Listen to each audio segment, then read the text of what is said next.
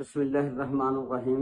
अस्सलाम वालेकुम व रहमतुल्लाहि व बरकातहू। की हाल चाल है जी? ठीक ठाक हो? उम्मीद है अल्लाह ताला दे हुक्म दे नाल इंशाअल्लाह तुसीं सारे ठीक ठाक होवोगे। अल्लाह ताला सब ते रहमत फरमाए। अल्लाह ताला सब नूं अपने हिफ्ज़ो ईमान दे विच रखे। अज दे व्लॉग दे विच मैं तुहाडे नाल एक इंतहाई अफसोसनाक खबर पाकिस्तान दी मशहूर अदाकारा हुमैरा असगर जी दी लाश कल डिफेंस फेज 6 ਦੇ ਵਿੱਚੋਂ ਵਾਕਿਆ ਇਤਿਹਾਦ ਕਮਰਸ਼ੀਅਲ ਪਲਾਜ਼ਾ ਆ ਉਹਦੇ ਫਲੈਟ ਦੇ ਵਿੱਚੋਂ ਮਿਲੀ।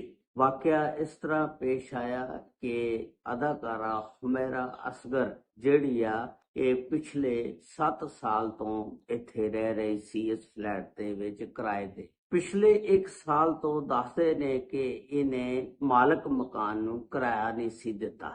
ਉਸ ਮਾਲਕ ਮਕਾਨ ਨੇ ਕਿਰਾਇਆ ਨਾ ਦੇਣ ਦੀ ਵਜ੍ਹਾ ਨਾਲ ਅਦਾਲਤ ਦੇ ਵਿੱਚ ਕੇਸ ਕਰ ਦਿੱਤਾ। ਅਦਾਲਤੀ ਬੈਲਫ ਜਿਸ ਵੇਲੇ ਉਸ ਫਲੈਟ ਦੇ ਉੱਤੇ ਆਂਦਾ ਆ ਕੇ ਚੈੱਕ ਕਰਦਾ ਦੇਖਦਾ ਕਿ ਅੰਦਰੋਂ ਕੁੰਡੀ ਲੱਗੀ ਹੁੰਦੀ ਹੈ। ਦਰਵਾਜ਼ਾ ਉਹ ਬੈਲਫ ਜਿਹੜਾ ਤੋੜ ਕੇ ਅੰਦਰ ਜਾਂਦਾ ਜਿਸ ਵੇਲੇ ਵੇਖਦਾ ਕਿ ਅਦਾਕਾਰਾ ਹੁਮੈਰਾ ਅਸਗਰ ਦੀ ਅੱਗੇ ਲਾਸ਼ ਪਈ ਹੁੰਦੀ ਹੈ। ਪੁਲਿਸ ਬੈਲਫ ਜਿਹੜਾ ਸੀ ਉਹ ਗਿਆ ਵੇਖ ਕੇ ਤੇ ਪਰੇਸ਼ਾਨ ਹੋ ਜਾਂਦੇ ਨੇ ਕਿ ਅਦਾਕਾਰਾ ਹੁਮੈਰਾ ਅਸਗਰ ਦੀ ਲਾਸ਼ ਜਿਹੜੀ ਆ ਇਹ ਕਿਸ ਤਰ੍ਹਾਂ ਪਈ ਆ, ਇਹਨੂੰ ਕਿਸੇ ਨੇ ਨਹੀਂ ਵੇਖਿਆ। ਇਹ ਲਾਸ਼ ਜਿਹੜੀ ਆ ਫਟਾਫਟ ਇਹਨੂੰ ਚੁੱਕ ਕੇ ਤੇ ਜ਼ਿਲ੍ਹਾ ਹਸਪਤਾਲ ਕਰਾਚੀ ਮੁੰਤਕਿਲ ਕਰ ਦਿੱਤਾ ਜਾਂਦਾ। ਡਾਕਟਰ ਸਮੀਆ ਜਿਹੜੀ ਪੁਲਿਸ ਸਰਜਨ ਉਹਦੇ ਕਹਿਣ ਦੇ ਮੁਤਾਬਕ ਲਾਸ਼ ਜਿਹੜੀ ਆ ਬਿਲਕੁਲ ਗਲ ਸੜ ਗਈ ਆ ਤੇ ਇਹ ਲਾਸ਼ ਕੋ 15-20 ਦਿਨ ਪੁਰਾਣੀ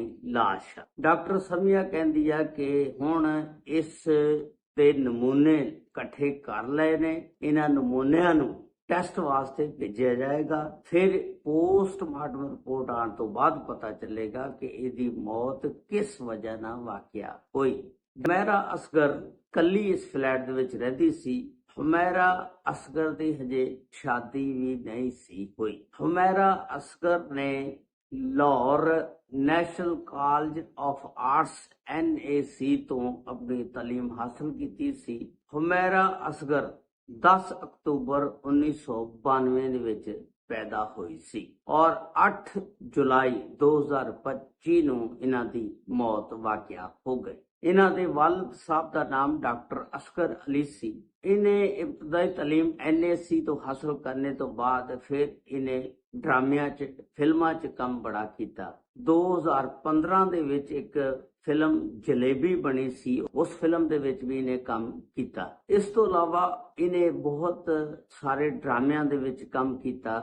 ਬਹੁਤ ਮਸ਼ਹੂਰ ਮਾਡਲ ਵੀ ਸੀ, ਮਾਡਲਿੰਗ ਵੀ ਕਰਦੀ ਸੀ ਤੇ ਉਸ ਫਲੈਟ ਦੇ ਵਿੱਚ ਇਕੱਲੀ ਰਹਿੰਦੀ ਸੀ। ਹਜੇ ਇਹਨੇ ਸ਼ਾਦੀ ਨਹੀਂ ਸੀ ਕੀਤੀ। ਪੰਜਾਬ ਦੇ ਵਿੱਚੋਂ ਜਿੰਨੀਆਂ ਵੀ ਅਦਾਕਾਰਾਂ ਨੇ ਜ਼ਿਆਦਾਤਰ ਡਰਾਮਿਆਂ ਦੀ ਜਿਹੜੀ ਸ਼ੂਟਿੰਗ ਆ ਉਹ ਕਰਾਚੀ ਹੁੰਦੀ ਆ, ਲਾਹੌਰ ਬਹੁਤ ਘੱਟ ਸ਼ੂਟਿੰਗ ਹੁੰਦੀ ਆ। ਇਸ ਵਾਸਤੇ ਪੰਜਾਬ 'ਚੋਂ ਜਿੰਨੀਆਂ ਵੀ ਅਦਾਕਾਰਾਂ ਨੇ ਉਹ ਜਾ ਕੇ ਡਿਫੈਂਸ ਦੇ ਵਿੱਚ ਜਾਂ ਕਲਿਫਟਨ ਦੇ ਵਿੱਚ ਮਕਾਨ ਜਾਂ ਕੋਈ ਵੀ ਫਲੈਟ ਕਿਰਾਏ ਤੇ ਜਾ ਕੇ ਲੈ ਕੇ ਰਹਿੰਦੀਆਂ ਨੇ। ਇਸ ਵਾਸਤੇ ਇਹ ਵੀ ਡਿਫੈਂਸ 6 ਦੇ ਵਿੱਚ ਇੱਕ ਫਲੈਟ ਜਿਹੜਾ ਇਤਿਹਾਦ ਕਮਰਸ਼ੀਅਲ ਪਲਾਜ਼ਾ ਉਹਦੇ ਵਿੱਚ ਕਿਰਾਏ ਤੇ ਰਹਿੰਦੀ ਸੀ ਤੇ ਇਹ ਵਾਕਿਆ ਪੇਸ਼ ਆਇਆ ਕਿ ਕਿਸੇ ਰਿਸ਼ਤੇਦਾਰ ਨੂੰ 15-20 ਦਿਨ ਤੋਂ ਕੋਈ ਪਤਾ ਨਹੀਂ। ਵਾਲਿਦ ਸਾਹਿਬ ਤਾਂ ਇਹਨਾਂ ਦੇ ਦੱਸਦੇ ਨੇ ਫੌਤ ਹੋ ਗਏ ਨੇ। ਕੋਈ ਭੈਣ ਭਰਾ, ਕੋਈ ਮਾਂ, ਕੋਈ ਅਜ਼ੀਜ਼ੋ ਅਕਾਰਬ, ਕਿਸੇ ਰਿਸ਼ਤੇਦਾਰ ਨੂੰ ਨਹੀਂ ਪਤਾ। ਫੋਨ ਦੇ ਉੱਤੇ ਕਿਸੇ ਨਾਲ ਰਾਬਤਾ ਨਹੀਂ ਹੈ। ਐਡੀ ਬੇਹਿੱਸੀ ਕਿ 15-20 ਦਿਨ ਹੋ ਗਏ। ਡਾਕਟਰ ਦੇ ਕਹਿਣ ਦੇ ਮੁਤਾਬਕ ਇਸ ਲਾਸ਼ ਨੂੰ ਕਿਸੇ ਰਿਸ਼ਤੇਦਾਰ ਨੇ ਖਬਰ ਨਹੀਂ ਲਈ ਕਿ ਹੁਮੈਰਾ ਅਸਗਰ ਕਿੱਥੇ ਆ। ਹੁਮੈਰਾ ਅਸਗਰ ਦੇ ਨਾਲ ਰਾਬਤਾ ਨਹੀਂ ਕੀਤਾ ਤੇ ਉਸ ਫਲੈਟ ਦੇ ਆਲੇ ਦੁਆਲੇ ਜਿੰਨੇ ਵੀ ਲੋਕ ਰਹਿੰਦੇ ਨੇ ਉਹਨਾਂ ਦੇ ਪੜੋਸੀ ਦਾ ਇੱਕ ਇੰਟਰਵਿਊ ਆਇਆ।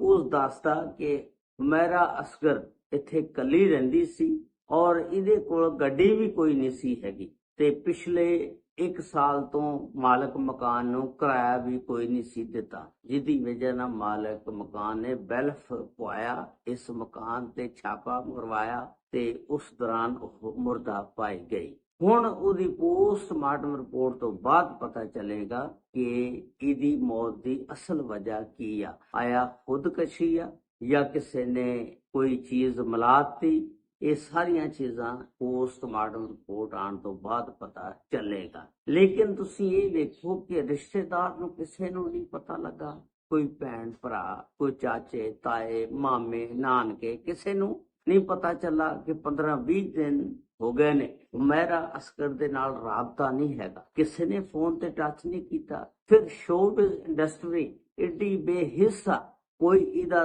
ਸਾਥੀ ਜਾਂ ਕੋਈ ਸਾਥੀ ਅਦਾਕਾਰਾ ਜਾਂ ਅਦਾਕਾਰ ਕੋਈ ਨਹੀਂ ਸੀ ਜਿਹੜਾ ਇਹਦੇ ਨਾਲ ਰਾਬਤੇ 'ਚ ਰਹਿ ਸਕੇ। ਕਿਸੇ ਨੂੰ ਨਹੀਂ ਪਤਾ ਚੱਲਿਆ ਕਿ ਅਦਾਕਾਰਾ ਹੁਮੈਰਾ ਅਸਗਰ ਅੱਜ ਡਿਊਟੀ ਤੇ ਨਹੀਂ ਆਈ, ਜਾਂ ਉਹ ਫਿਲਮ ਦੀ ਜਾਂ ਕੋਈ ਡਰਾਮੇ ਦੀ ਕੋਈ ਸ਼ੂਟਿੰਗ ਵਗੈਰਾ ਤੇ ਨਹੀਂ ਪਹੁੰਚੀ। ਸ਼ੋਬਿਜ਼ ਇੰਡਸਟਰੀ ਵਾਲਿਆਂ ਨੂੰ ਚਾਹੀਦਾ ਸੀ ਕਿ ਕਮ ਅਜ਼ ਕਮ ਉਹਦੇ ਨਾਲ ਰਾਬਤੇ ਹੀ ਤਾਂ ਰਹਿੰਦੇ। ਫੋਨ ਤੇ ਬੰਦੇ ਨੂੰ 100 ਇੱਕ ਦੂਜੇ ਦੇ ਨਾਲ, ਸ਼ੋਬਿਜ਼ ਇੰਡਸਟਰੀ ਵਾਲਿਆਂ ਨੂੰ ਚਾਹੀਦਾ ਸੀ ਕਿ ਕਮ ਅਜ਼ ਕਮ ਉਹਦੇ ਨਾਲ ਰਾਬਤਾ ਤਾਂ ਰੱਖਦੇ। 15-20 ਦਿਨ ਹੋ ਗਏ, ਕਿਸੇ ਨੂੰ ਕੋਈ ਖਬਰ ਨਹੀਂ ਕਿ ਹੁਮੈਰਾ ਅਸਗਰ ਮਰ ਗਈ ਆ ਔਰ ਉਹਦੀ ਲਾਸ਼ ਕੱਲੀ ਉਸ ਫਲੈਟ ਦੇ ਵਿੱਚ ਪਈ ਆ, ਕਿਸੇ ਨੂੰ ਨਹੀਂ ਪਤਾ। ਸਮੈਲ ਨਹੀਂ ਆਈ, ਬਦਬੂ ਨਹੀਂ ਆਈ। ਸਮੈਲ ਜਾਂ ਬਦਬੂ ਇਸ ਵਾਸਤੇ ਨਹੀਂ ਆਈ ਹੋਣੀ ਕਿ ਉਹ ਕਮਰੇ ਫਲੈਟ ਜਿਹੜੇ ਨੇ ਇੱਕ ਕਿਸਮ ਦੇ ਸ਼ੀਸ਼ੇ ਇਸ ਤਰ੍ਹਾਂ ਦੇ ਲੱਗੇ ਨੇ ਕਿ ਬਾਹਰ ਹਵਾ ਨਹੀਂ ਜਾ ਸਕਦੀ, ਆਵਾਜ਼ ਨਹੀਂ ਜਾ ਸਕਦੀ, ਇਸ ਵਾਸਤੇ ਸਮੈਲ ਵੀ ਨਹੀਂ ਆਈ ਹੋਣੀ। ਤੇ ਲਿਹਾਜ਼ਾ ਇਹ ਸੀ ਅੱਜ ਦਾ ਵਾਕਿਆ